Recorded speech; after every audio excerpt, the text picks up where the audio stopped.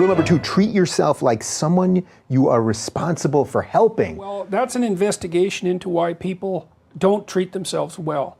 And the thing is that, you know, human beings are self-conscious.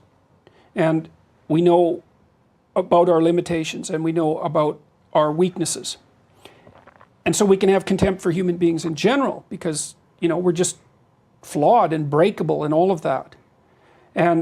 But we know ourselves better than we know everyone else. And so unless you're narcissistic, and some people are, then you have a very acute sense of how you're not up to scratch on many of the dimensions along which you could be evaluated, even by yourself.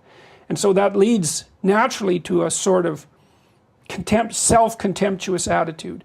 And you can see that one of the stories I talk about is that people are more likely to give prescription medication to their pets than to take them themselves. It's sort of a variation that I learned from Carl Jung on treat other people as you would like to be treated. You reverse that. It's like, imagine someone that you treat well, that you love, then try to treat yourself that way. You got to detach from yourself a bit. You got to think, okay, well, I'm a person among other people, and I deserve at least as much respect as a person among other people, and I should be trying to help myself across time.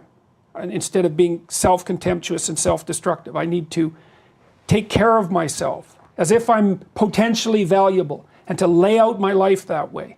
And so that's what that chapter is about. And it's hard for people, you know, they don't take care of themselves as well as they should. And I don't mean, you know, take care of yourself. I mean, that isn't what I mean. It's like, it's not a moralistic attack.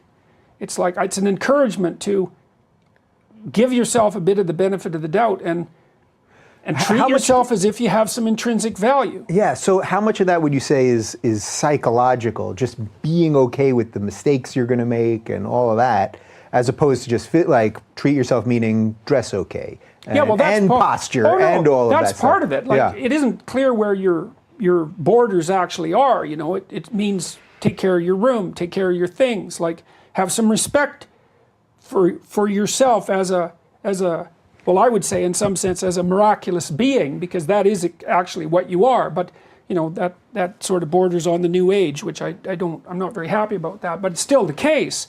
It's like there is a lot of potential within you, and there's many things that you can do, and you're necessary more than you think to the unfolding of things. Like, if you make a bunch of bad decisions, things get worse, not just for you, like things get worse. And maybe way worse, like, I don't know what mistakes Stalin's mother made, you know, and she probably didn't necessarily think they were that important. But it turned out they were pretty important. You don't know how your actions echo. And so it matters what you do. And so part of what you do is you want to treat yourself as if what you do matters.